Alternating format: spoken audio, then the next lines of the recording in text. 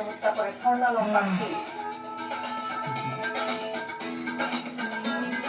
চাঁপাইনবাবগঞ্জের নিখোঁজ যুবকের গণধর্ষণ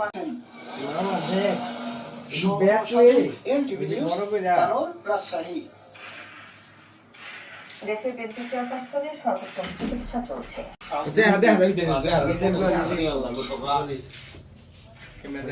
শহীদ হন ডক্টর আলিম চৌধুরী, অধ্যাপক সিরাজউদ্দিন হোসেন, শহীদুল্লাহ কায়সার, জ্যোতির্ময় মুক্তা, মুফাজ্জল হায়দার চৌধুরী, অধ্যাপক